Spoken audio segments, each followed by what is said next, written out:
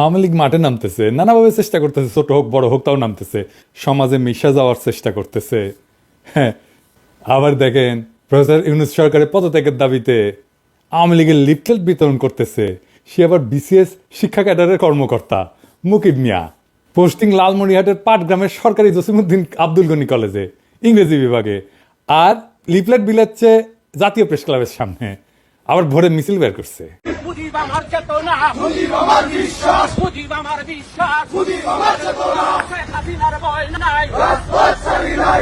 Slogan আবার দিচ্ছে ওই মুকিম, ওই ছাত্রলীগের কেন্দ্রীয় কমিটির সাবেক গণশিক্ষা বিষয়ক সম্পাদক ছিল। এইগুলা জিটে দেখবেন, সেটি দাবরানি দিবেন, কোথাও এদের দাঁড়াবার দিবেন না। এটাই হইতেছে এখনকার স্ট্র্যাটেজি। 4 আগস্ট এই হারামজাদা শিক্ষা ভবনের সামনে মিছিলের নেতৃত্ব দিছে, খুনি হাসিনার পক্ষে প্রকাশ্যে স্লোগান দিছে, তারপরে 6 মাস ঘুরে বেড়াচ্ছে, পোস্টিং নিয়ে বসে আছে পাটগ্রামে যে।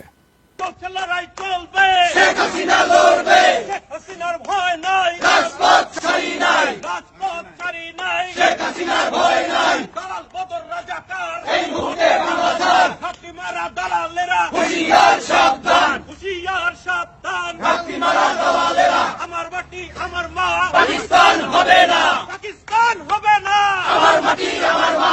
শিক্ষামন্ত্রীর বাসায় হামলা কেন? খুনি খালেদা জবাব দে, খুনি খালেদা জবাব দে। শিক্ষামন্ত্রীর বাসায় হামলা কেন? শিক্ষামন্ত্রীর বাসায় হামলা কেন? খুনি খালেদা জবাব দে। গত 6 মাস তার ফেসবুকে টানা অপপ্রচার চালায় গেছে সরকারি চাকরি কইরা, কেউ কিছু বলেনি, দিব্যি ঘুরে বেড়াইতেছে, বাসা বোধহয় সেগুন বাগিচা বা পল্টনে। ফেসবুকে যা লিখেছে সেটা ওর নেত্রী হাসিনা 2018 সালে সরকারি কর্মচারী একটা শৃঙ্খলা এবং আপিলের যে বিধিমালা 3 খ এই ধারা অনুযায়ী শাস্তিযোগ্য অপরাধ করছে, তাও সে আছে। শিক্ষামন্ত্রী হচ্ছে বিএনপির পছন্দের মন্ত্রী, ওই ডায়াপার পরা ওয়াহিদুদ্দিন মাহমুদ। 30 সেপ্টেম্বর আমি পোস্ট দিছিলাম এই ভিডিওর, ওই মাউসির সামনে স্লোগান মাস্টার কে কে নামও পাওয়া গেছে।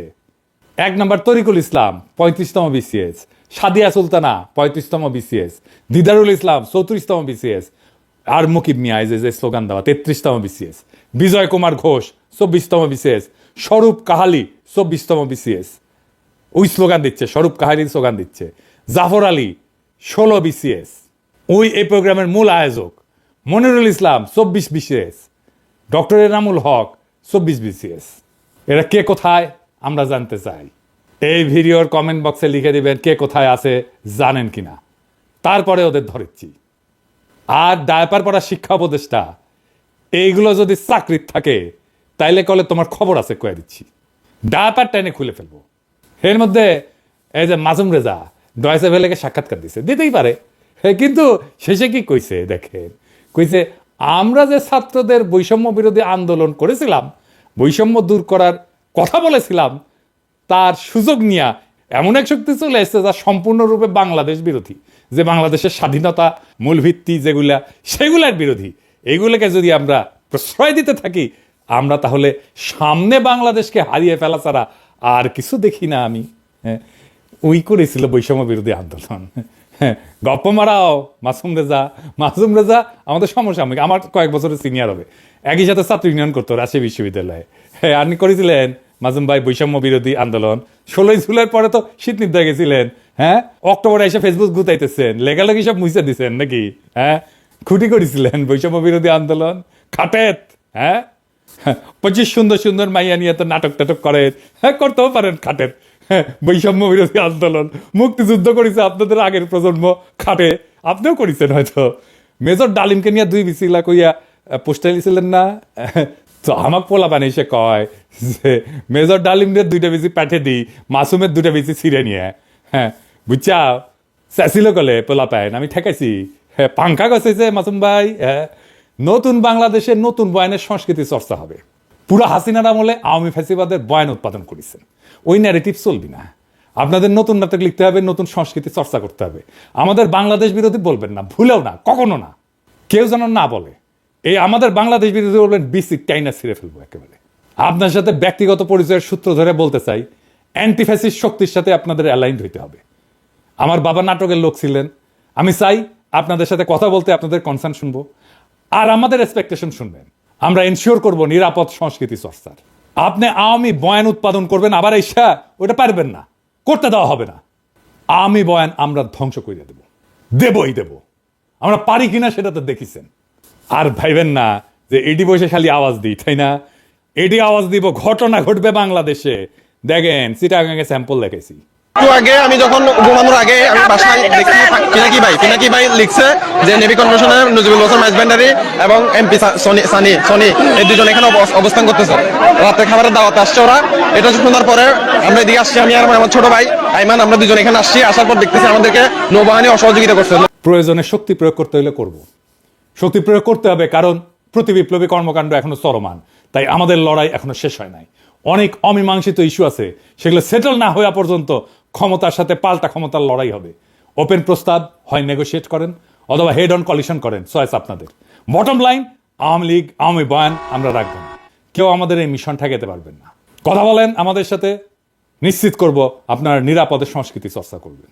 আর যদি ঘাড় তেরামি করেন, আর্মি দিয়েও কিছু করতে পারবেন না, কেউ ঠেকাইতে পারবেন না আপনাদের। এবার আসেন এই আওয়ামী লীগ নিয়ে আমরা কি করব সেটা নিয়ে একটু আলাপ করি। আওয়ামী লীগ নিয়ে বহুত মানুষ বহুত পেরেশানিতে আছে। ওরে কি নিষিদ্ধ করা ঠিক হবি? আমরা কেমনে তাহলে তাকে নিষিদ্ধ করব? এত বড় একটা রাজনৈতিক দল, আসেন এটা নিয়ে আলাপ করি। আওয়ামী লীগ কেন নিষিদ্ধ করা দরকার এটা নিয়ে নালা আর আলাপ আছে। আওয়ামী লীগের ব্যাপারে আমাদের অনেকের নালিশ আপনারা শুনেছেন যে জুলাই বিপ্লবীরা লীগকে ব্যান করতে চায় এবং বিএনপির কারণে করতে পারতেছে না। এই সরকারের পজিশন কি ব্যাপারে? তারা কখনো বলটা পলিটিক্যাল পার্টিগুলোর দিকে দেয়, কখনো ইলেকশন কমিশনের দিকে দেয়, ইলেকশন কমিশন আবার সরকারের দিকে দেয়। এই বল চালাচালি চলিচ্ছে আর কি। ওইদিকে দু একজন অ্যাডভাইজার আবার কইছে যে আওয়ামী লীগ একটা বিশাল ঐতিহ্যবাহী দল, এইটার তো অনেক কর্মী আছে। বিএনপিও আবার কয় এটার তো অনেক কর্মী, এদের কেমনে আমরা নিষিদ্ধ করব, আদর্শকে কেমনে নিষিদ্ধ করা যায়। আবার কেউ এসে কয় আওয়ামী লীগ এটা গোপন সংগঠন হয়ে যাবে। আবার আওয়ামী লীগের লেসপেন্সার ওই যে দিল্লি স্টার আর মতি আলো, এদের সাথে সরকারের এক অংশের আবার লতকালতকি হয়।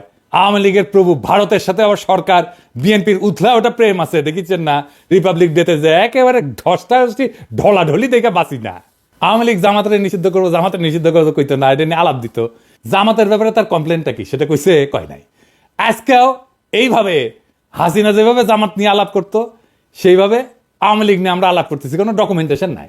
পলিটিক্যাল পার্টি হিসেবে ইনভেস্টিগেশন আমল নামা বানানো এবং সেই মোতাবেক বিচার করার দিকে হাসিনা যেমন জামাতের নিয়ে করে নাই, এখন হাসিনার ব্যাপারেও কেউ করছে না। না সরকার, না বিপ্লবীরা, না রাজনৈতিক দলেরা। অনেকে কয় হাওয়ার উপরে আওয়ামী লীগকে ব্যান করা হবে। এটা সত্য যে হাওয়ার উপরে একটা দলরে ব্যান করা যায় না। তো হাওয়ার উপরে ব্যান করা আর ওয়ারেন্ট ছাড়া গ্রেপ্তার করা আর আদালতে না পাঠায় হাজারাতে আটকায় রাখা একই জিনিস। লিগ্যাল প্রসেসে আওয়ামী লীগকে নিষিদ্ধ করা যায়, কিন্তু সেই লিগ্যাল প্রসেসে নিষিদ্ধ করার পথে কেউ হাঁটিচ্ছে না। তো তাই বলে কি আমরা আওয়ামী লীগকে নিষিদ্ধ করব না? অবশ্যই করব। তবে আমাদের দরকার একটা clear cut documentation. Awami League একটা ফ্যাসিস্ট দল, তারা ফ্যাসিজম কায়েম কইরা দেশের জনতাকে বন্দি করছে, লুটপাট করছে। এইটা স্ট্যাবলিশ করার মতো ডকুমেন্টেশন সরকার বা বিপ্লবীরা এমনকি রাজনৈতিক দলরা দিতে পারছে এখনো পারে নাই। এই ব্যাপারে মন দিতে হবে আমাদের। বিচার বা ব্যান তো পরের মামলা, আপনাদের হাতে তো রাষ্ট্র, এই কাজ তো আপনাদের করতে হবে। আমাদের তো পেট চালানোর জন্য কামলা দিতে হয়। আমার তো বাবার জমিদার ছিল না যে কাজ না করে থাকতে পারবো। ফুল টাইম কাজ করলে দেশে থাকলে করে দিতে পারতাম, দেশে তো আর নিবেন না। আমরা নিশানা দিতে পারি, কোন গ্রুপ কাজ করলে সাহায্য করতে পারি। এই ডকুমেন্টেশন করলে দেখবেন এবং এই আলাপের শেষে দেখবেন ফ্যাসিবাদও, এমনকি হিটলারের ফ্যাসিবাদ, মুসলিনের ফ্যাসিবাদও হাসিনা শাসনের চাইতে ভালো ছিল। সেই আলাপটাই করি, আসেন। এই ডকুমেন্টেশনে মোট 8টা পয়েন্ট থাকতে পারে। এলা প্রমাণ করা যাবে, ডকুমেন্ট রেডি করা যাবে, খুব বেশি কষ্ট করতে হবে না। আরো কিছু চাইলে যুক্ত করা যেতে পারে। এটা মোটা দাগের ডকুমেন্টেশন। কি কি? 1 নম্বর হচ্ছে জয় বাংলা একটা বর্ণবাদী রেসিস্ট একটা স্লোগান। এটা বাঙালি সুপ্রিমিস্ট স্লোগান, এটা সাম্রাজ্যবাদী স্লোগান, এটা বাংলাদেশের সকল জাতি আর ভাষার উপরে হামলার স্লোগান। এটা বাংলাদেশ রাষ্ট্রের সীমানার মধ্যে থাকা যতগুলো ভাষা আছে, যতগুলো জাতি আছে, সবার উপরে বাঙালির দখলদারিত্ব নিশ্চিত করার স্লোগান। সে দখল করে নিতে চায়, সে জয় করতে চায়। এমনকি জাতিসংঘের ইন্টারন্যাশনাল চুক্তিও এটা ভায়োলেশন। এইটাকে ভায়োলেট করে ভারতীয় বাংলার সাথে মিলতে চায়। সোনার বাংলার জিকির কইরা বাংলাদেশকে একটা বর্ণবাদী রাষ্ট্র হিসেবে দেখাইতে থাকে। এইভাবে কট্টর জাতীয়তাবাদী জিকিরের ভিতর দিয়া আওয়ামী লীগ ফ্যাসিজমের 1 নাম্বার শর্ত পূরণ করে।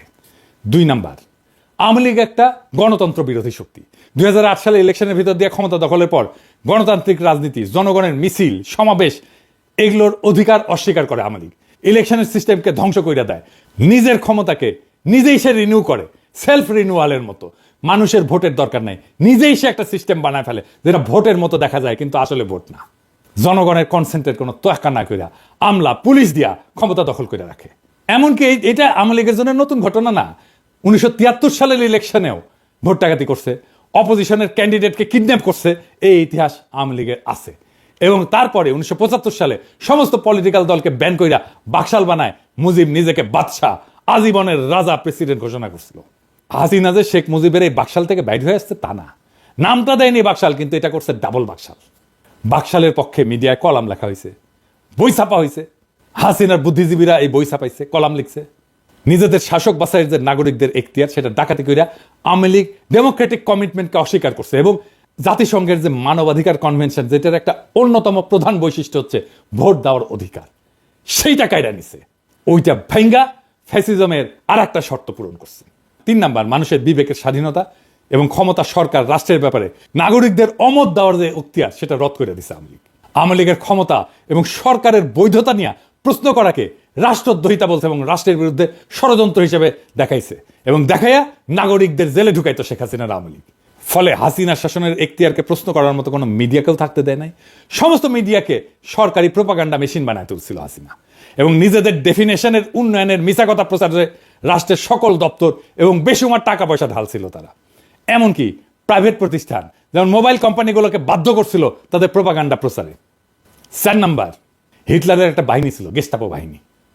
ওই রকম বাহিনীর মতো এজেন্সি বানায় হাসিনা জনগণকে বন্দি করছে, যখন খুশি যে কাউকে তুলে নিছে, টর্চার করছে। তার তো জেল ছিলই, যাদেরকে সে জেলে নিতে পারবে না তাদেরকে আনরেজিস্টার্ড জেলে ঢুকায় রাখছে দিনের পর দিন। হরদম গুমখুম চালাইতে থাকছে হাসিনার এজেন্সিগুলা। বিদেশে যে সমস্ত বাংলাদেশি হাসিনার এই টর্চার, গুমখুন, বৈধতা নিয়ে প্রশ্ন করছে, তাদের দেশে থাকা আত্মীয় স্বজনদেরকে জেলে ঢুকাইছে এবং গুমের হুমকি দিয়া বিদেশে থাকা অ্যাক্টিভিস্টদের থামানোর চেষ্টা করছে হাসিনা। এমনকি দুধের শিশুকেও জেলে আটকাইয়ে রেখা তার বাপ মাকে ব্ল্যাকমেল করছে, বাচ্চাকে খাইতে না দিয়া তার বাপ মাকে বাধ্য করার মতো কাম করছে হাসিনার এই এজেন্সি। 5 নাম্বার, রাষ্ট্রের সকল দপ্তরকে দখলের মধ্যে দিয়া সরকারের প্যারাল কোনো প্রতিষ্ঠান থাকতে দেয় নাই হাসিনা। গুড গভর্নেন্স মানে তার একটা শর্ত আছে। এই গুড গভর্নেন্সের শর্ত হিসেবে সরকারকে চেক দিতে justice system, election commission, local government, parallel প্রতিষ্ঠান বানায় ব্যালেন্স অফ পাওয়ারের স্ট্রাকচার দাঁড় করানো দরকার। পাবলিক সার্ভিসে নিজ দলের কর্মীদের ঢুকেছে। বায়োডাটা নিয়ে যাই কিংবা যখনই যাদের প্রশ্ন করি যে এই ব্যক্তি এরা সুযোগ্য, উনি জিজ্ঞেস করেন এরা কি ছাত্রলীগ করেছে। পুলিশকে দলের একটা আলাদা শাখা বানাইছে, আমরা বলতাম পুলিশ লীগ। পুলিশের মধ্যে আওয়ামী লীগের কর্মী ঢুকাইছে, দলে দলে, 1-2 জন না। ইলেকশন কমিশনকে দলের এজেন্ট বানাইছে। এমনকি আদালত হাসিনার অধীনে একটা দপ্তর হয়ে গেছে। দলের লোকজনের দেদারসের জজ বানাইছে, হাসিনার হুকুম না মানা জজদের খেরাই দিছে। এই সমস্ত ঘটনার মধ্যে দিয়ে জাস্টিস সিস্টেম এতই সরকারের অধীন হয়ে পড়ে যে পুলিশ বাহিনীর আদালত নামে আজব একটা জিনিস বানায় তারা। পুরো জাস্টিস সিস্টেমকে পুলিশের অধীন দপ্তর হিসাবে এতটাই নর্মাল করে তোলে হাসিনা যে একজন আসামিকে আদালত আর পুলিশের রিমান্ডে পাঠায় না। আপনারা দেখছেন না, পত্রিকায় লিখতেছে পুলিশ রিমান্ডে নিছে, এইভাবে নিউজ লেখা শুরু করে। রিমান্ডে তো পুলিশ নিতে পারে না, রিমান্ডে আদালত পাঠায় পুলিশের কাছে, কিন্তু মিডিয়া লেখে পুলিশ রিমান্ডে নিছে, মানে রিমান্ডে নেওয়ার অধিকার দায়িত্ব এটা নাকি পুলিশের। কি চমৎকার জাস্টিস সিস্টেম। 6 নাম্বার, ফ্যাসিজমের জন্য আদি ইতিহাসের দিকে তাকাই তাহলে দেখবো যে ফ্যাসিবাদের মূল যে তাত্ত্বিক মুসলিনি ইটালির, তার সাথে হাসিনার আওয়ামী লীগের একটা মিল আছে। মুসলিনি ক্ষমতা ধরে রাখতে পারতেছিল না এবং সেই জন্য হিটলারের কোলে উঠা নাজি প্রোটেকশনের ক্লায়েন্ট হয়েছিল। একই ফর্মুলায় হাসিনাও ক্ষমতা ধরে রাখতে পারতেছিল না, সে ইন্ডিয়ার কোলে উঠা ইন্ডিয়ার প্রোটেকশনে দখলে রাখছিল বাংলাদেশ। 7 নাম্বার, ফ্যাসিজমকে যদি সাকসেসফুল করতে হয় তাহলে পাবলিক এডুকেশন সিস্টেমে পুরোটা দখল করিয়া মগজ ধলে করিয়া দরকারি নাগরিক মন বানাইতে হয়। এই ব্যাপারে হাসিনা তো চেষ্টা তোর অন্ত ছিল না। পাঠ্য বই সিলেবাস নিয়ে সে কি করছে সেটা তো দেখছেন। নাগরিকদের মগজ ধোলাই করতে, নয়া জেনারেশনের মন বানাইতে ফ্যাসিজমের দরকার হয় আইকন, রেটরিক, ন্যারেটিভ। হাসিনার ফ্যাসিজমের আইকন হিসেবে তাই সে এবং তার বুদ্ধিজীবীরা তার বাপের ছবি মূর্তিতে সয়লাভ করে ফেলে সারা দেশ। মূর্তিতে চুমা দেওয়া, সালাম করা, প্রণাম করা, এটা শুরু হয়ে যায়। হাজার হাজার কোটি টাকা জনগণের টাকা আর জায়গা খরচ করে হাসিনা শেখ মুজিবের মূর্তি আর ছবি বসাইতে থাকে। আর রেটরিক ন্যারেটিভ হিসেবে মুক্তিযুদ্ধের চেতনা, সোনার বাংলা, রাজাকার, আলবদর, পাকিস্তানি অত্যাচার এই সমস্ত বয়ান তৈরি করে। শেখ মুজিবের বক্তৃতা, উন্নয়নের গান বাজাইতে থাকে হরদম। হাসিনার প্রোপাগান্ডা মিডিয়া এমনই নির্লজ্জ যে পদ্মা ব্রিজের মধ্যে একটা ব্রিজ, একটা স্ট্রাকচার, পদ্মা ব্রিজ বানানো নাকি মুক্তিযুদ্ধের সমান একটা ঘটনা। চিন্তা করেন। আর এই পুরা প্যাকেজ ঢুকানো হয় টেক্সট বুকে। বাচ্চাদের স্কুল জিন্দেগি পুরাটাই কাটাইতে বাধ্য করা হয় এই আইকনোগ্রাফি আর বয়ানের ভিতরে। এইগুলো যাতে পুরাপুরি মেমোরিতে ঢুকানো যায়, বাধ্য হয় সবাই মেমোরিতে ঢুকাইতে, সেই দরকারে সমস্ত স্কুল, কলেজ, পরীক্ষা, এগুলো থেকে চাকরির পরীক্ষা তো প্রশ্ন করা হয় এখান থেকে। এমনকি অঙ্কের মতো একটা হার্ডকোর সায়েন্সের ভিতরে শেখ মুজিবকে নিয়ে অঙ্ক করায় হাসিনা। 8 নাম্বার, ফ্যাসিবাদের আর একটা মস্ত নিশানা হইল নিজের পপুলারিটি দেখানো। এটা অবশ্য সেটা দেখানোই, পপুলারিটি থাকার মামলা না। এইটা করার জন্য তারা প্রায় ইলেকশনের বাহানা করে, ইলেকশনের মতো একটা সিস্টেম করে। ঠিকঠাক ইলেকশন দিতে পারে না, কারণ ফ্যাসিজমে তো হারার কোনো আইডিয়া নাই। ইলেকশনে হাইরা ক্ষমতা ছাড়ার ব্যাপারই নাই, ফ্যাসিজমে থাকা সম্ভবই না। আমরা খেয়াল করলে দেখবো শেখ মুজিবুর রহমানের 1973 ইলেকশন, হাসিনার 2014 ইলেকশন, 18 ইলেকশন, 24 ইলেকশন, সমস্ত ইলেকশন স্রেফ বাহানা। এটাকে বলা যায় সেলফ রিনিউয়াল।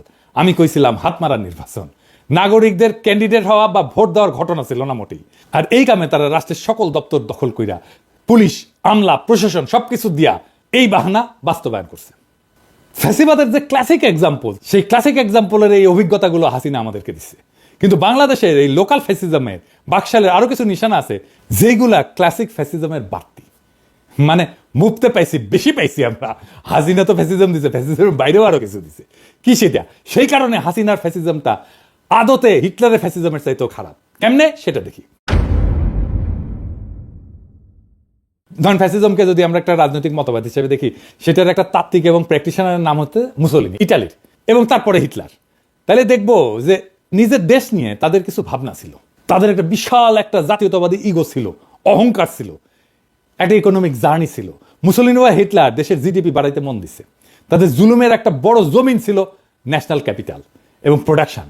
প্রথম বিশ্বযুদ্ধের পরে মাত্র কয়েক বছরের মধ্যে তারা ন্যাশনাল প্রোডাকশনকে এমন জায়গায় নিয়ে গেছিল, একটা বিশাল বড় জায়গায় নিয়ে গেছিল। এই কাজে তারা কনসেন্ট্রেশন ক্যাম্পের বন্দীদের শ্রম ইউজ করছে। কিন্তু নিজের দেশের উন্নয়ন, নিজের দেশের উন্নতি তারা প্রচুর করছিল। তাদের একটা বর্ণবাদী গর্ব ছিল যে তারা দেশের জন্য অনেক কাজ করছে। কিন্তু হাসিনা বা মুজিব বাংলাদেশের মানুষকে ঘেন্না করত। তাদের গর্ব হইল তারা বাগদাদ থেকে আসছে। তারা বর্ণবাদী, কিন্তু এই বর্ণবাদ দেশ বা দেশের মানুষ নিয়ে গর্ব করা না, বরং ঘেন্না করা। এখানে কইতে পারেন যে জিয়া রহমানের দলও তো জাতীয়তাবাদী, ন্যাশনালিস্ট। তাহলে জিয়ার দলের সাথে মুজিবের দলের এই ন্যাশনালিজমের মধ্যে কি তফাৎ? আসেন এটা একটু বুঝে দেখে, এটা খুব চমৎকার একটা বিষয়। হাসিনা বা শেখ মুজিব বাংলাদেশের মানুষকে ঘেন্না করত। তাদের গর্ব হইল তারা বাগদাদ থেকে এখানে আসছে। তারা বর্ণবাদী, কিন্তু এই বর্ণবাদ দেশ বা দেশের মানুষকে নিয়ে গর্ব করার মধ্যে বর্ণবাদ না, বরং ঘেন্না করার মধ্যে বর্ণবাদ। আর জিয়াউর রহমানের জাতীয়তাবাদ, এটা জাতীয়তাবাদ, কিন্তু এটা দেশের মানুষকে নিয়ে গর্ব করার জাতীয়তাবাদ, ঘেন্না করার জাতীয়তাবাদ না। হাসিনার কাছে বাংলাদেশ তার বাপের বানানো দেশ।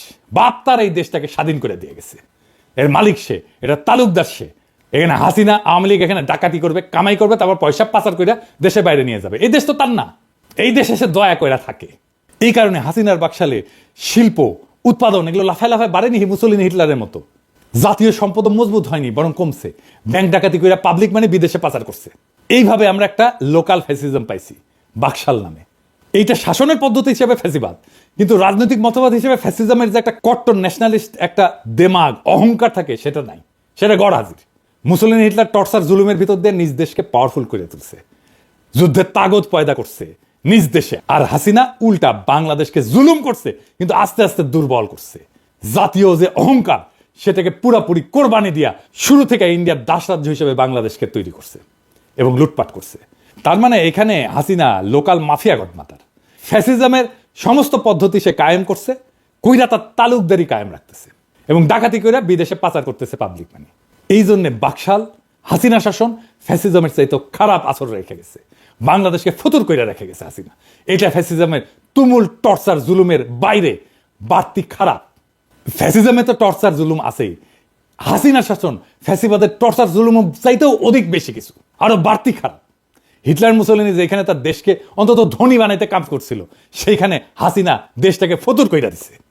মোটের উপরে বাকশাল এমন একটা রাজনৈতিক বন্দোবস্ত যেটা শাসনের সিস্টেমটা উপনিবেশিক, কলোনিয়াল, আর যেটা চালানোর পদ্ধতি ফ্যাসিজম। এই জন্যই নতুন রাজনৈতিক বন্দোবস্ত কথাটা আসছিল। এখন বলেন, নির্বাচন দিলে কি দেশটা ঠিক হবে? আর হবে না। বাংলাদেশের সমস্যা নির্বাচনে কাটবে না। এই আওয়ামী লীগকে রাজনীতি করতে দেওয়া উচিত। যারা আওয়ামী লীগকে রাজনীতি করতে দিতে বলে তারা কি আদৌ রাজনীতি বোঝে? তার মানে রাজনৈতিক বন্দোবস্তটা আমাদের জন্য কত জরুরি দেখেন। পুরো সিস্টেমের খোল নলসে পাল্টাই দিতে হবে। এটা পাল্টাই দিতে না পারলে বাংলাদেশকে ফতুর হওয়া থেকে বাঁচাইতে পারবেন না। ওই একইভাবে বাংলাদেশের সম্পদ লুট হয়ে যেতে থাকবে। এটা থেকে মুক্তির জন্যই জুলাই অগাস্ট বিপ্লবে আমাদের ছাত্ররা, আমাদের সন্তানেরা রক্ত দিছিল। ওইটাকে সফল করে তুলতে হলে বাংলাদেশ রাষ্ট্রের আমূল সংস্কার ছাড়া কোনো উপায় খোলা নাই আমাদের হাতে।